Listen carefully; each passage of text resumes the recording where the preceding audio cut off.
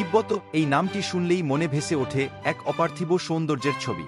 পৃথিবীর ছাদ বলে পরিচিত এই উচ্চভূমি, যেখানে আকাশ যেন হাত বাড়ালেই ছোঁয়া যায় এবং প্রকৃতি তার সবচেয়ে মনোমুগ্ধকর রূপে ধরা দেয়।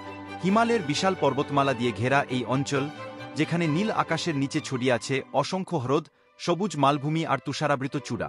তিব্বত শুধু একটি ভৌগোলিক স্থান নয়, এটি একটি জীবন্ত স্বপ্ন, যেখানে ঐতিহ্য, আধ্যাত্মিকতা এবং প্রকৃতির মিলন ঘটে। এখানকার বাতাসে মিশে থাকে এক অদ্ভুত শান্তি, যা মানুষের মনকে স্পর্শ করে এবং জীবনের গভীরতা অনুভব করায়।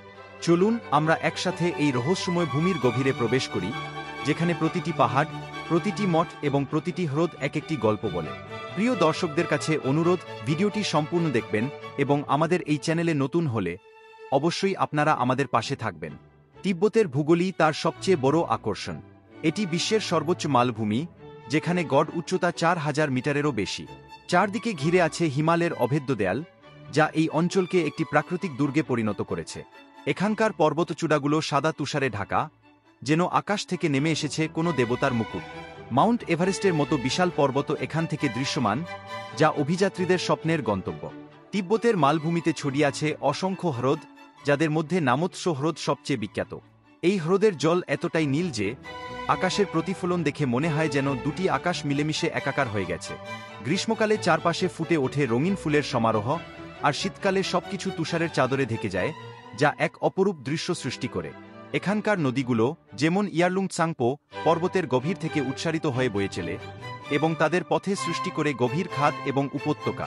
তিব্বতের প্রকৃতি এমন যে এখানে এসে মানুষ ভুলে যায় শহুরে জীবনের কোলাহল, বরং বাতাসের হাওয়ায় মিশে থাকা ঠান্ডা স্পর্শ এবং দূরের পাহাড়ের ডাক মনকে এক অদ্ভুত শান্তিতে ভরিয়ে দেয়।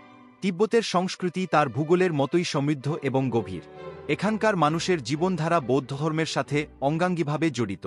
বৌদ্ধ মঠগুলো এখানকার আত্মা বলা যায়। পোতালা প্রাসাদের মতো বিশাল স্থাপত্য, যা লাসায় অবস্থিত, একটি জীবন্ত স্মৃতিস্তম্ভ। এর লাল সাদা দেয়াল এবং সোনালী ছাদ দেখে মনে হয় যেন কোনো রূপকথার দুর্গ। মঠের ভিতরে থাকে অসংখ্য বৌদ্ধ মূর্তি, থাঙ্কা চিত্রকলা এবং প্রাচীন গ্রন্থ, যা তিব্বতীয় সংস্কৃতির গভীরতা প্রকাশ করে। তিব্বতীয়রা প্রার্থনা চাকা ঘুরিয়ে ধর্মীয় মন্ত্র উচ্চারণ করে, যা তাদের দৈনন্দিন জীবনের অংশ। এখানকার উৎসবগুলো অত্যন্ত রঙিন এবং আনন্দময়। লোসার উৎসবের সময় গোটা অঞ্চল আলোকিত হয়ে ওঠে, নাচগান এবং ঐতিহ্যবাহী পোশাকে মানুষেরা উদযাপন করে।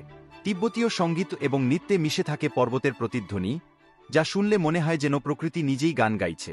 এখানকার শিল্পকলা, যেমন কাঠের খোদাই, রূপার গজনা এবং উলের কার্পেট, সবই হাতে তৈরি এবং প্রজন্ম থেকে প্রজন্মে চলে আসছে। তিব্বতীয় ভাষা এবং লিপি অনন্য, যা তাদের সাহিত্য এবং কবিতায় প্রকাশ পায়। এই সংস্কৃতিতে আধ্যাত্মিকতা এমনভাবে মিশে আছে যে প্রতিটি কাজ, প্রতিটি কথা একটি ধর্মীয় অর্থ বহন করে। তিব্বতের মানুষের জীবনধারা অত্যন্ত সরল এবং প্রকৃতির সাথে সামঞ্জস্যপূর্ণ। তিব্বতীয় মহিলারা অত্যন্ত পরিশ্রমী, তারা ঘর সামলানোর পাশাপাশি পশু চরানো এবং কারুশিল্পে দক্ষ। পুরুষরা প্রায়ই দূরের বাজারে যায় ব্যবসার জন্য। এখানকার সমাজে লামা বা ধর্মগুরুরা অত্যন্ত সম্মানিত, তারা গ্রামের সব সমস্যার সমাধান করে। শিক্ষা এখানে মঠকেন্দ্রিক, যেখানে শিশুরা বৌদ্ধ ধর্মের সাথে সাথে লেখাপড়া শেখে।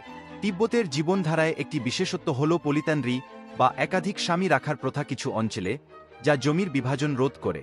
তিব্বতের প্রকৃতি এবং জীবজগত অতুলনীয়। এখানকার ফ্লোরা এবং ফাউনা অত্যন্ত বৈচিত্র্যময়। উচ্চভূমির কারণে এখানে দেখা যায় তিব্বতীয় গোজেল, জাক, স্নো লেপার্ড এবং কালো ভালুকের মতো বিরল প্রাণী। স্নো লেপার্ড, যাকে পাহাড়ের ভূত বলা হয়, তার ধূসর পশম এবং তীক্ষ্ণ চোখ দেখে মনে হয় যেন প্রকৃতির এক রহস্যময় সৃষ্টি। গাছপালায় আছে রোডোডেনড্রনের লাল ফুল, যা বসন্তে মালভূমিকে রঙিন করে তোলে। তিব্বতের জঙ্গলে পাওয়া যায় বিভিন্ন ঔষধি গাছ, যা ঐতিহ্যবাহী চিকিৎসায় ব্যবহার হয়।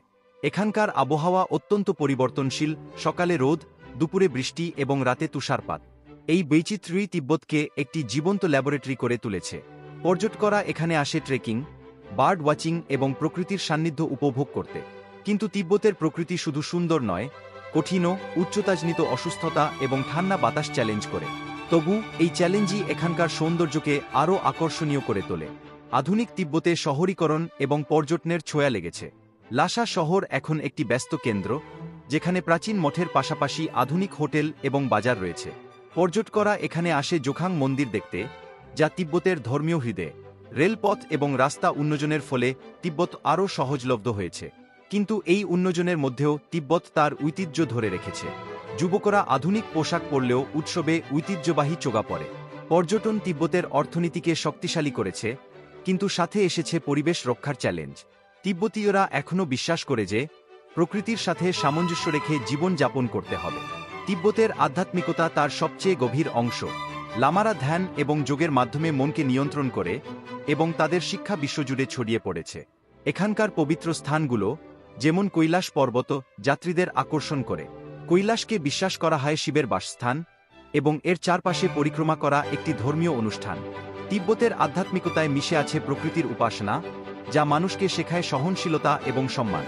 তিব্বত একটি অমর স্বপ্নের দেশ, যেখানে প্রকৃতি, সংস্কৃতি এবং আধ্যাত্মিকতা একসাথে মিলে এক অপূর্ব সামঞ্জস্য সৃষ্টি করেছে। এখানে এসে মানুষ তার নিজের সাথে মিলিত হয় এবং জীবনের সত্যিকারের অর্থ খুঁজে পায়। তিব্বতের সৌন্দর্য শুধু চোখে দেখার নয়, হৃদয়ে অনুভব করার। যদি কখনো সুযোগ হয়, তাহলে এই ভূমিতে পা রাখুন এবং অনুভব করুন তার জাদু। তিব্বত চিরকাল আপনার মনে থাকবে, একটি অমলিন স্মৃতি হয়ে। ধন্যবাদ বন্ধুরা ভিডিওটি দেখার জন্য। ভালো লেগে থাকলে অবশ্যই পরিবার এবং বন্ধুদের মাঝে শেয়ার করে দেবেন।